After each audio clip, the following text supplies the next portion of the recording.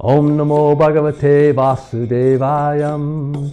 Om Namo Bhagavate Vasudevayam. Om Namo Bhagavate Vasudevayam. Om Aganda Timarandasya Ganajana Shivakaya Chakshur Umilitam Yena Tajma Shri Gurave Namaha. I was born in the darkest of ignorance, and my spiritual master opened my eyes with the torch of knowledge. I offer my respectful obeisances unto him.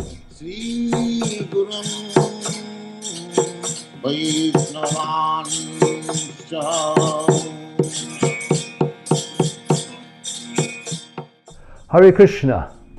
The following video series is a summary of the Srimad Bhagavatam.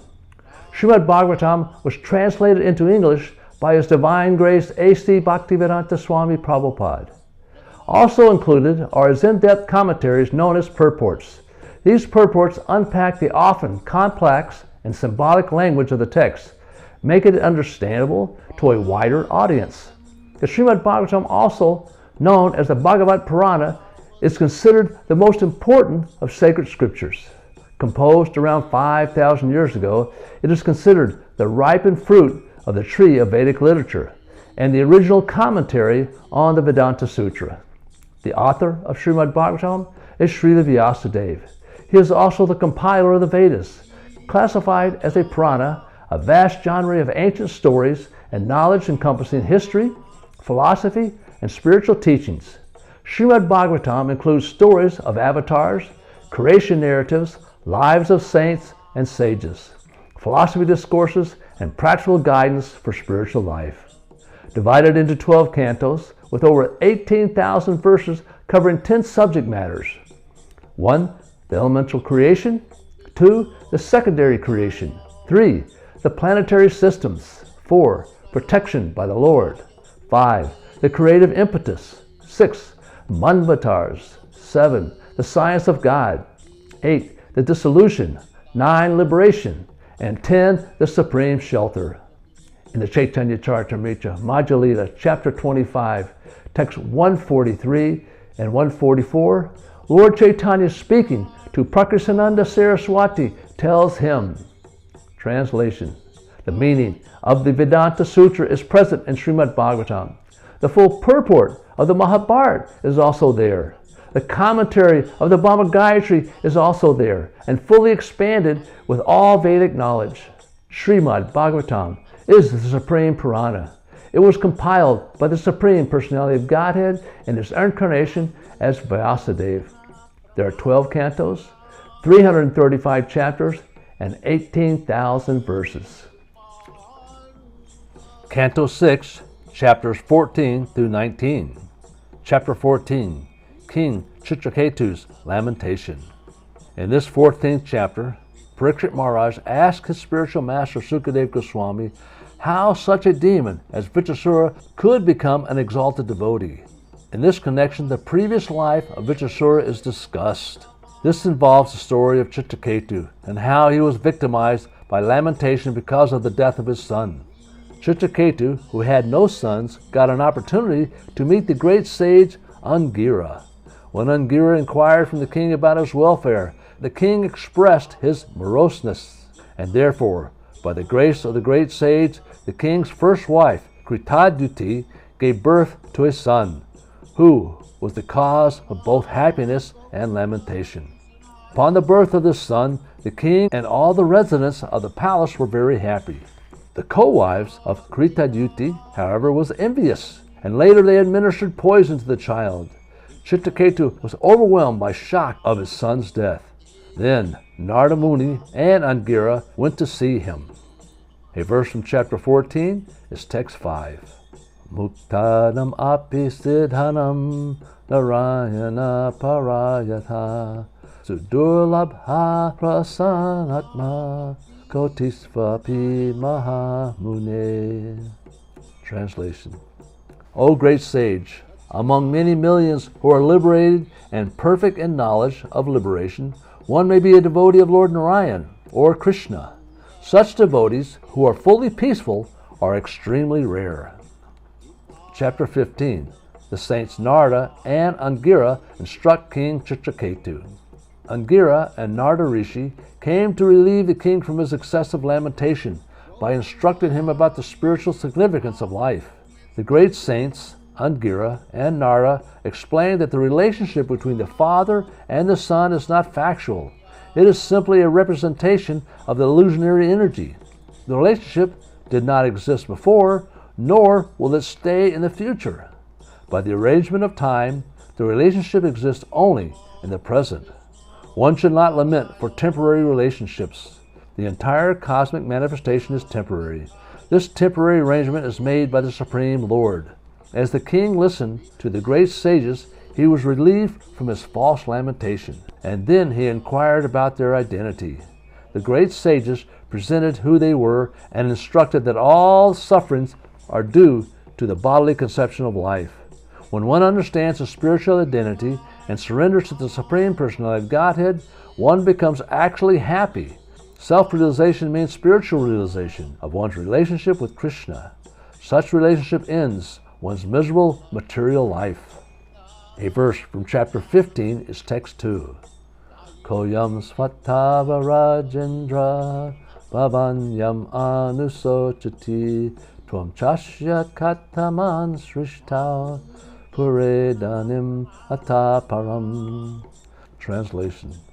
O king, what relationship does the dead body for which you lament have with you? And what relationship do you have with him?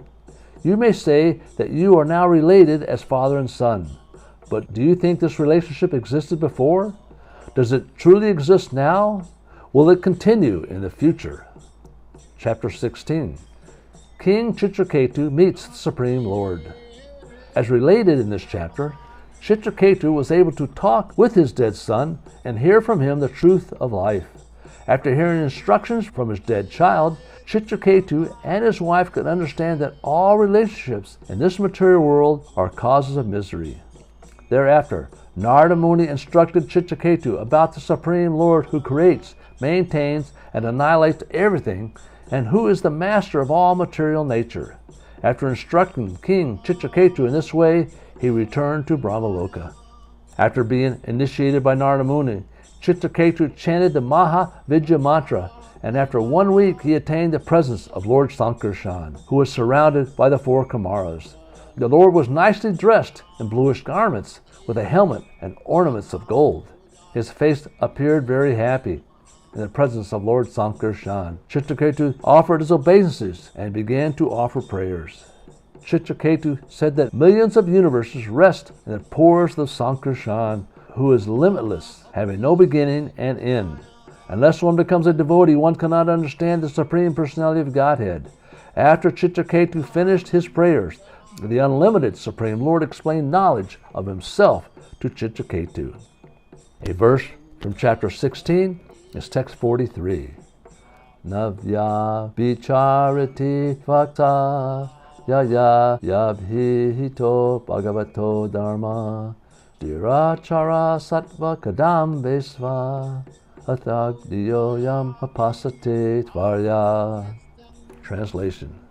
My dear Lord, one's occupational duty is instructed in Srimad Bhagavatam and the Bhagavad Gita according to your point of view, which never deviates from the highest goal of life. Those who follow their occupational duties under your supervision, being equal to all living entities, moving and non-moving, and not considering high and low, are called Aryans. Such Aryans worship you, the Supreme Personality of Godhead. Chapter 17. Mother Parvati curses Citraketu. After personally talking with the Supreme Personality of Godhead, King Citraketu enjoyed life in his airplane with the women of the Vidyadhara planet. Engaging in a congregational chanting of the glories of the Lord, he began flying his plane and traveling in outer space. One day, while traveling like this, he wandered into the bowers of Sumera mountain, where he came upon Lord Shiva embracing Parvati, surrounded by an assembly of siddhas, charanas, and great sages. Seeing Lord Shiva in that situation, Citraketu laughed very loudly, but Parvati became angry at him and cursed him. Because of this curse, Citraketu later appeared as the demon Vitasura. Citraketu, however, was not at all afraid of Parvati's curse, and thus he spoke as follows. Everyone in human society enjoys happiness and distress according to his past deeds, and in this way travels in the material world. Therefore, no one is responsible for his happiness and distress. One is controlled by the influence of material nature in this material world, yet one thinks himself the doer of everything. In this material world, which is made of the external energy of the Supreme Lord, one is sometimes cursed and sometimes favored, and thus he sometimes enjoys in the upper planetary systems and sometimes suffers in the lower planets. A verse from chapter 17 is text 28. Narayana parasarve nakuta chana bibhyati vargapya varga narkesva api tuyartha darsina. Translation. Devotees solely engaged in the devotional service of the Supreme Personality of Godhead, Narayan, never fear any condition of life. For them the heavenly planets, liberation, and hellish planets are all the same, for such devotees are interested only in the service of the Lord. Chapter 18. Diti vows to kill King Indra. After describing the dynasty of the Ditis and the other demigods, Sukadeva Goswami describes Diti's sons known as the Marats and how they were elevated to the position of the demigod. Just to help Indra, Lord Vishnu had killed Hiranyaksha and Hiranyakashipu. Because of this, Diti was very envious, and she was eager to have a son who could kill Indra. By her service, she enchanted Kashyapa Muni in order to beg from him a greater son to do this. Kashyapa Muni was attracted to his beautiful wife and promised to grant her any request. When, however, she requested a son who would kill Indra, he condemned himself, and he advised his wife Diti to follow the Vaishnava ritualistic ceremonies to purify herself. When Diti followed the instructions of Kashyapa, engaged in devotional service, Indra could understand her purpose, and he began observing all her activities. One day Indra had the opportunity to see her deviating from devotional service. He thus entered her womb and cut her son into 49 parts. In this way, the 49 kinds of air known as Maruts appeared, but because Diti had performed the Vaishnava ritualistic ceremonies, all the sons became Vaishnavas. A verse from chapter 18 is text 75. Aratyatma pradam devam satmanam jagat ishvaram kovirnita gunasparsam buddhasvam narake piyat. Translation. The ultimate goal of all ambition is to become a servant of the Supreme Personality of Godhead. If an intelligent man serves the most dear Lord who gives himself to his devotees, how can he desire material happiness, which is available even in hell? Chapter 19. Performing the Pumsavana ritualistic ceremony. This chapter explains how Diti, Kashyapa Muni's wife, executed Kashyapa Muni's instructions on devotional service. If either a pregnant woman or her husband regularly discharges this devotional service, both of them will receive the result. After continuing this process for 1 year, the chaste wife should fast on the Purnima, the full moon day of Kartik. On the following day, the husband should worship the Lord as before and then observe a festival by cooking nice food and distributing prasadam to the Brahmins. Then, with the permission of the Brahmins, the husband and wife should take prasadam. This chapter ends by glorifying the results of the Pumsavana function. A verse from chapter 19 is text 18. Kritam ekatarenapi dampatyor ubhayor api patyam kuryad anarthayam patir etat samadhita. Translation. Between the husband and wife, one person is sufficient to execute this devotional service. Because of their good relationship, both of them will enjoy the result. Therefore, if the wife is unable to execute this process, the husband should carefully do so, and the faithful wife will share the result.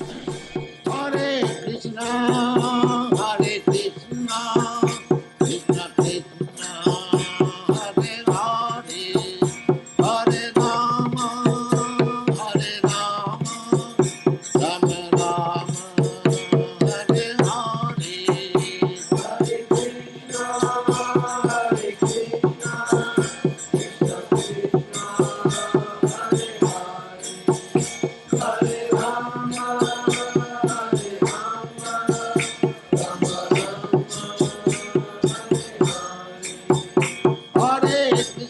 Hare